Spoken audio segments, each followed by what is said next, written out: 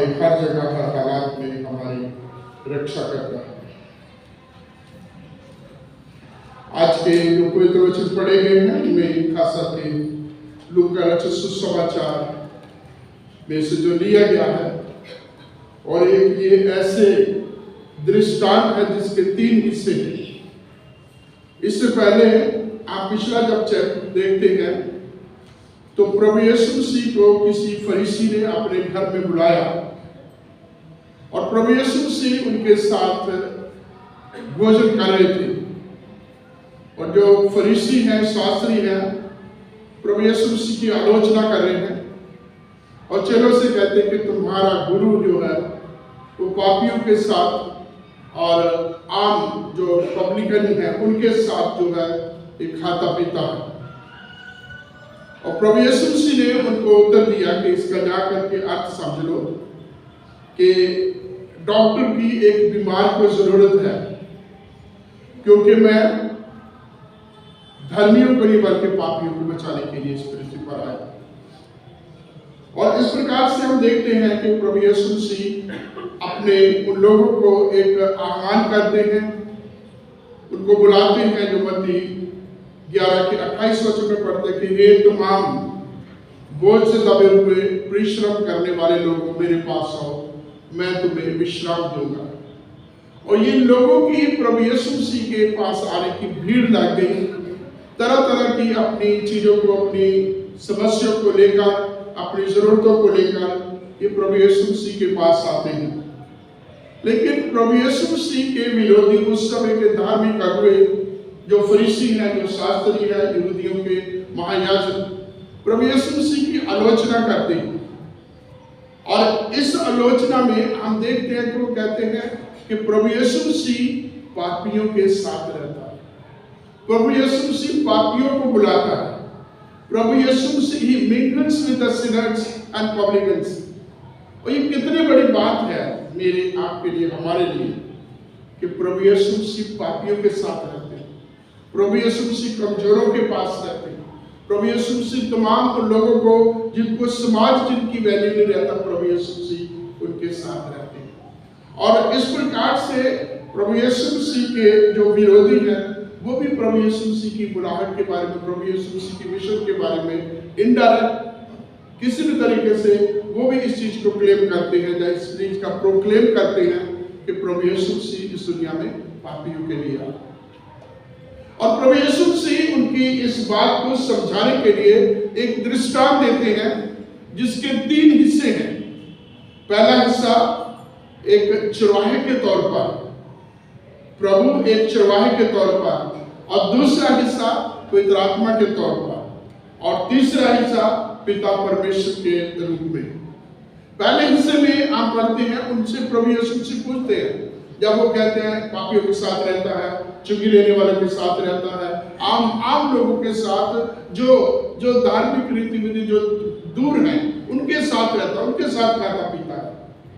तो प्रभु यीशु मसीह कहते हैं कि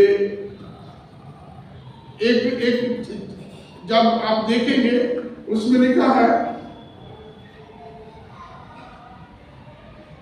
तीसरा वचन, 15 अध्याय का तीसरा वचन, उससे 1 से पढ़ लीजिए। तब उसने उनसे यह दृष्टांत कहा, सब चुंगी लेने वाले और पापी उसके पास आया करते थे ताकि उसकी सुने, पर फरीसी और शास्त्री कुड़कुड़ाकर कहने लगे, यह तो पापियों से मिलता है और उनके साथ खाता भी है। तब उसने उनसे यह दृष्टांत कहा, हाँ जी, मैं तुम में से कौन है जिसकी 100 भेड़ें हो और उनमें से एक हो जाए तो 99 को जंगल में छोड़कर उस खोई हुई को जब तक मिल न जाए खोजता ना रहे। अभी प्रभु यीशु मसीह यहाँ एक अच्छे चरवाहे के रूप में उन लोगों को एक दृष्टांत देता है या जवाब देता है, उनसे एक प्रश्न कहता है कि तुम में से ऐसा कौन है कि जिसके पास 100 भेड़ें हैं और उनमें से एक खो जाए, और चरवाहा जब तक उस खोई हुई भेड़ को जब तक वो ढूंढ के ना ले आए तब तक वो मेहनत करता रहता है। और इस प्रकार से प्रभु यीशु मसीह उनको दृष्टांत देते हैं और ये कहते हैं कि जब वो खोई हुई भेड़ को उठाता है, उसको अपने कंधे पर लेके आता है, अपने पड़ोसियों को, अपने साथियों को बुलाता है कि ये मेरी भेड़ खो गई थी, आप मैंने पा लिया, मेरे साथ खुशी मनाओ। और दूसरा जो एक उस स्त्री के बारे में है जिसके पास 10 सिक्के थे और उनमें से एक खो गया था, वचन में लिखा वो तब तक आराम नहीं करेगी, तब तक आराम से नहीं बैठेगी जब तक उस सिक्के को ना पा ले। और वो घर में जो है लाइट जलाती है, झाड़ बुहार करती है, हर जगह पर जो है वो देखती है। और जब वो मिल जाता तो फिर अपनी सगी सहेलियों को बुला करके उनके साथ खुशी मनाती है। यहाँ हम दो जो पहला हिस्से हैं इनके बीच में देखते हैं कि जब लॉस्ट को पाया जाता है, जब कोई उन चीज को पाया जाता है, इन हिस्सों में देखते हैं इस दृष्टांत के बीच में कि बहुत कीमती चीज जो है खो गई है, और जब वो मिल जाती है तो पाने वाला अपने साथियों के साथ, अपने सगे संबंधियों के साथ खुशी मनाता है। लेकिन जब तीसरी घटना में आते हैं, तीसरे हिस्से में आते हैं, तो जो लॉस्ट है वो पाया जाता है, जो खो चुका है वो पाया जाता है, लेकिन उसके अंत में जो खुशी नहीं मनाई जाती।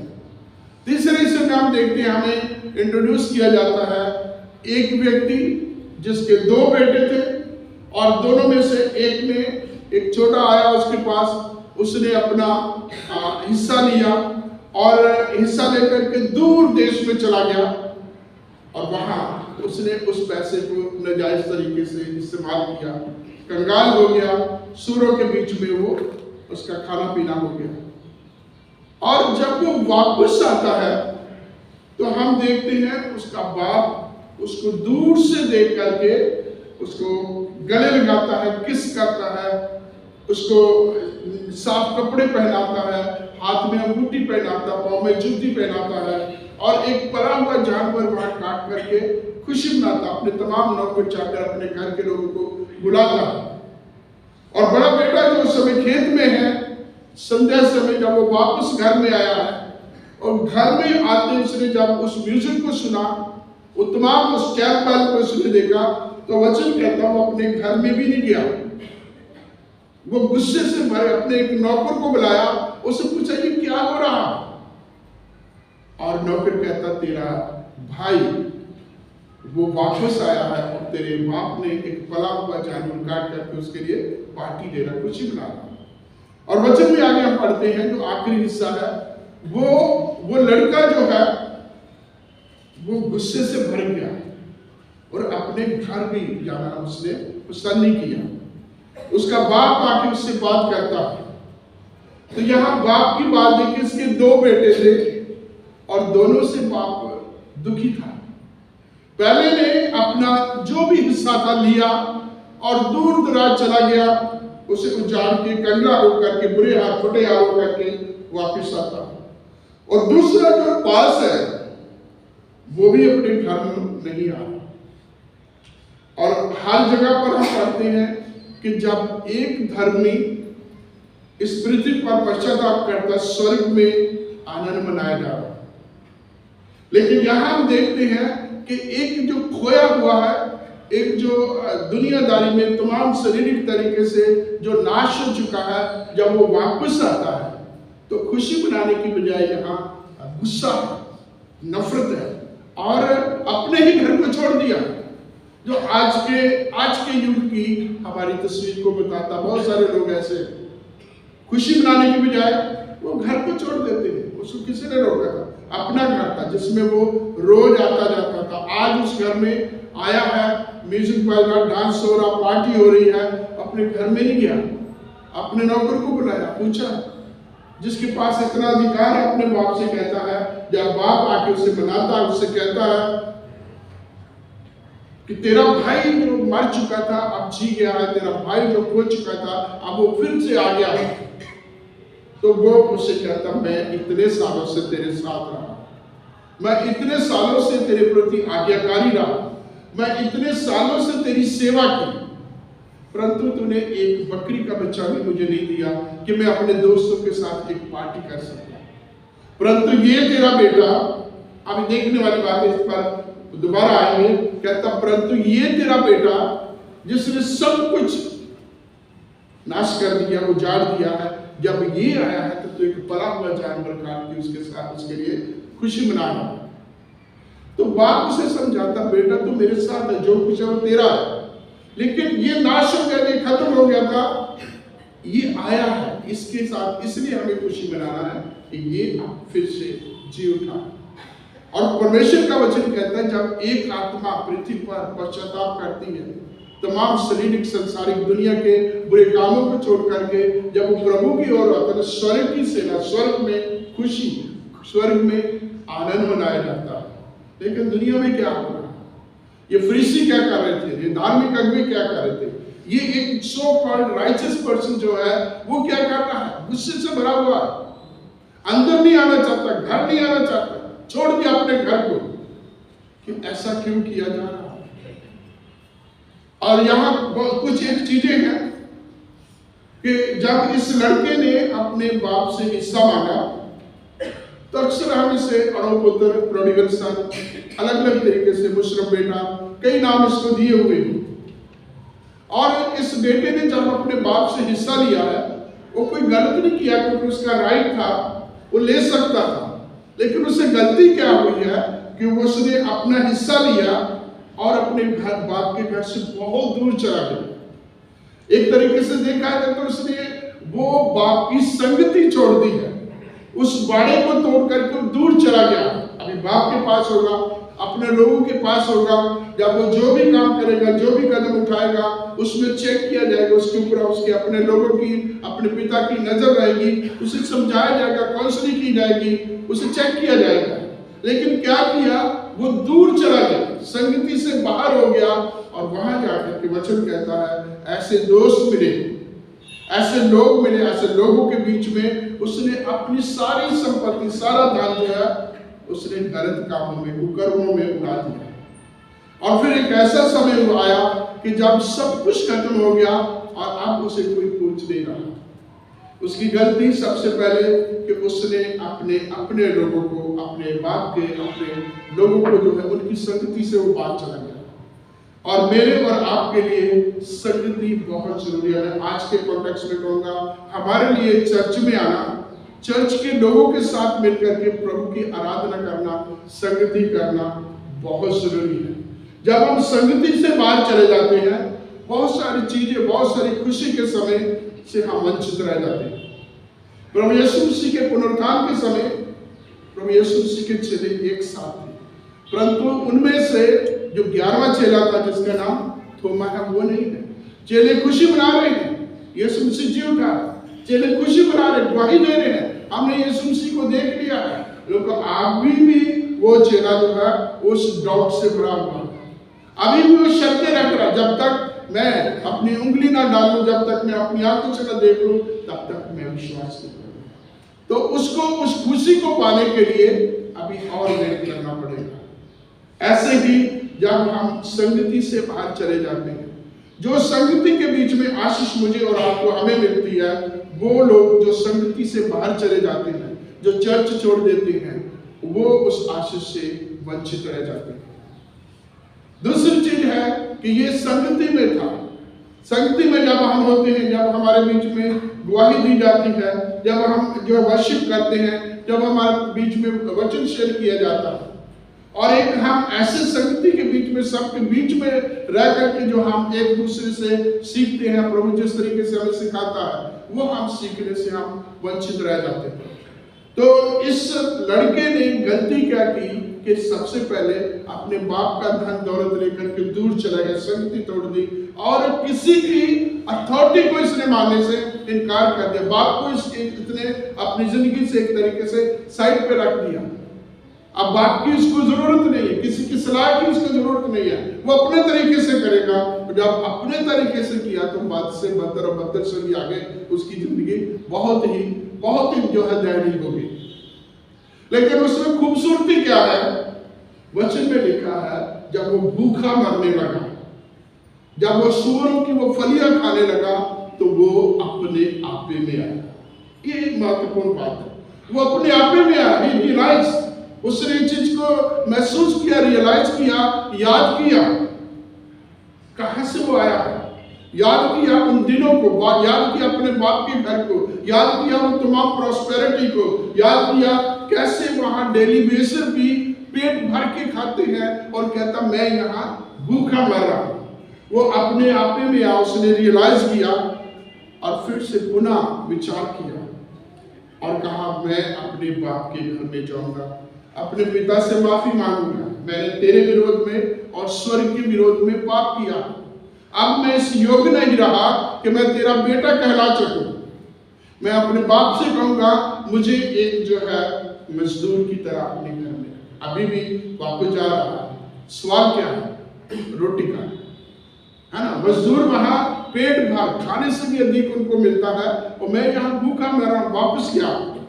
और वचन में लिखा अभी वो दूर था, तो उसके बाप ने उसको देख करके भागा बाप की तरफ, बेटे की तरफ।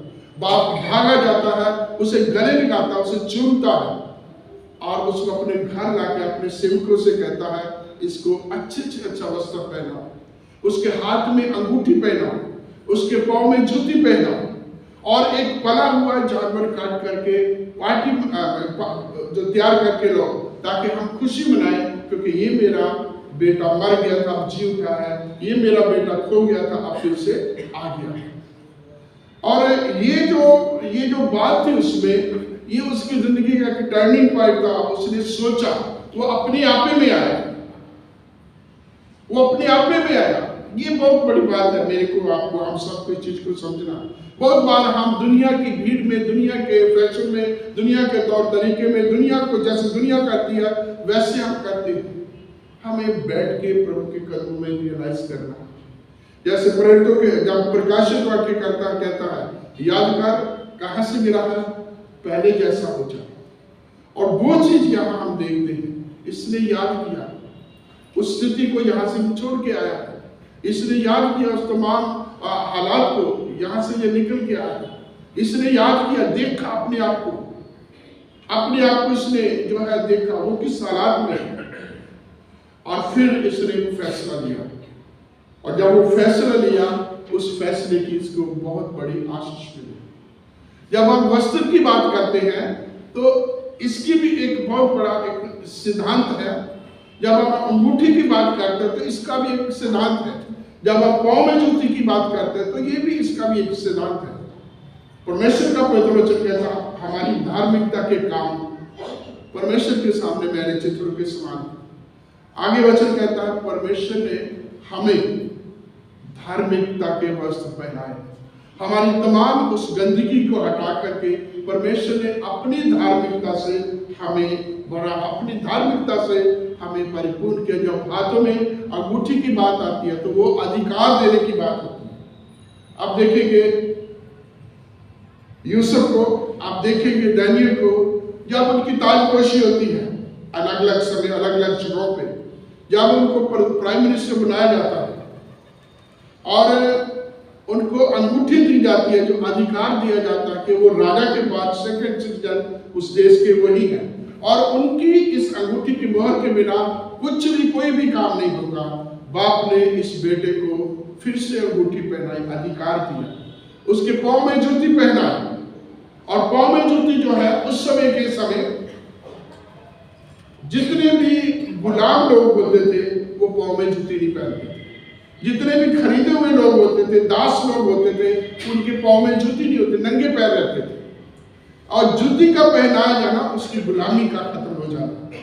तो इस प्रकार से देखते हैं बाप ने उस बेटे के लिए अच्छे वस्त्र पहने, अंगूठी पहनाए और उसको जो है जूते पहनाए, ताकि तमाम वो शराब जो उसके ऊपर आ गया है, तमाम पतन जो उसका हो गया है, वो फिर से रेस्टोर हो सके और बाप के बेटे की तरह वो फिर से अपने उस अधिकार को प्राप्त कर सके। परमेश्वर मेरे आपके लिए, हमारे लिए भी इसी प्रकार के प्रबंध, इसी प्रकार की योजना बनाई हुई है। परमेश्वर का वचन कहता है जब एक पापी जो है पश्चाताप करता है तो स्वर्ग में खुशी होती है। लेकिन अनफॉर्चुनेटली चर्च में ऐसा नहीं हो रहा था, उस समय की संगति में नहीं ऐसा हो रहा। हम लोगों के दोषों की देखते हैं, इसने ये किया था, इसने ये बोला था, इसने इस तरीके का, इसका वो है। हम उस बात को खत्म नहीं करते, जबकि परमेश्वर का वचन कहता उसने हमारे पता नहीं कितने पाप जो है उसने हमारे माफ कर दिए। भजन 103 बड़ा अच्छा उदाहरण है। 10, 11, 12 वचनों में हम पढ़ते हैं कि उसने कभी भी हमारे अपराधों के अनुसार हमसे व्यवहार नहीं किया। कभी भी उसने हमारे अपराधों के अनुसार हमसे व्यवहार नहीं किया, बल्कि भजन संहिता 103 का 9 वचन कहता है कि परमेश्वर सदा वाद विवाद करता नहीं रहता। वो ऐसा प्रभु है जो दयालु है। जैसे एक बाप अपने बच्चों पर करुणा और दया करता है, इसी रीति से प्रभु भी अपने लोगों के ऊपर दया करता है। वो सदा वाद विवाद नहीं करता। वो सदा उन बातों को, उन कमियों को, उन पापों को, उन बुराइयों को, उन जो है जाने अनजाने में, हठधर्मी में जो हमने काम किए होते हैं, उनको वो रियलाइज नहीं करवाता रहता। हमारी ह्यूमन टेंडेंसी ये है, हम दुनिया में क्या करते हैं, एक बार किसी से कोई बात हो जाती है, हम छोड़ते नहीं उस बात को। हम बहुत जगहों पर उसी चीज को ले आ जाते हैं और हालात को बद से बदतर बनाए रहते हैं। ये बेटा जो बड़ा है, धर्मी है, अच्छा है, नेक बेटा है, लगता है कि छोटे बेटे ने तो बाप को निराश किया होगा। ये बेटा मेहनत करता, बाप की आज्ञाकारी, बाप के साथ रहता, सारा खेती बाड़ी को संभाल रहा, बिजनेस को संभाल रहा, लेकिन एंड ऑफ द डे ये लड़का भी डिसोबीडिएंट, ये भी रिबेलियस हो जाता है, अपने बाप को बुला नहीं देता। अभी तक तुमने मेरे किया क्या है मेरे साथ, मैं तो इतना देर सेवा करता रहा। तो प्रभु परमेश्वर के तौर पर इस लड़के के भी इस गुस्से को ठंडा करते हैं। जो कुछ है सारा तेरा, तेरी बात है। ये मर गया था, इसलिए ये हम इसलिए खुशी मना रहे हैं। तो परमेश्वर मेरी आपकी सहायता करे कि हम जैसे प्रभु कहता है, प्रभु का वचन कहता है कि वह सदा वाद विवाद करता नहीं है, बल्कि जितना पूर्व से पश्चिम दूर है, वो बुराइयों को, पापों को, कमियों को उतनी दूर कर देता है। इस चीज को हम अडॉप्ट करें। जैसे फिलिपियों की पत्री 2 अध्याय का 5 वचन कहता है कि तुम्हारा स्वभाव मसीह के स्वभाव जैसा होना चाहिए। तो मसीह का स्वभाव पढ़े, मसीह का स्वभाव जाने और मसीह के स्वभाव को अपना स्वभाव बनाए, जो प्यार करता है, जो पापियों के साथ रहता है, गलत बुरे काम करने वालों को भी एक्सेप्ट करता है, गले मिलाता है, उनके साथ खाता पीता है, उनके साथ रहता है, उनके बीच में रहता है और उनकी तमाम बुराइयों को जो है पीठ के पीछे प्रयोग करके उनको अच्छे रास्ते पर लेके आता, अपना उनको सभी अधिकार देता है। प्रभु हमारी सहायता करे कि हम भी इस तरीके से अपना जीवन व्यतीत कर सकें। आइए दुआ करें। महान सर्वशक्तिमान हमारे दयावान परमेश्वर, प्रभु यीशु मसीह के नाम से हम आपके कदमों में आते हैं, आपका धन्यवाद देते हैं इस बड़े दृष्टांत के लिए, जिसके 3 हिस्सों में हमने पाया कि जब खोया मिल जाता है, खोए हुए को जब पा लेते हैं, जब एक पापी पश्चाताप करता है, स्वर्ग में खुशी आनंद मनाया जाता है। प्रभु हम भी उस स्वर्गीय सेनाओं के साथ, स्वर्गीय उस माहौल के साथ, हम भी अपने प्रियों के साथ जो गलती से पश्चाताप करके तेरे कदमों में आते हैं, हम उनके साथ मिलकर के खुशी आनंद मनाएं, आपकी स्तुति प्रशंसा करें, ताकि तमाम हम सब के द्वारा आपका नाम ऊंचे पे उठा सके, आपको महिमा मिले। प्रभु यीशु मसीह के पवित्र नाम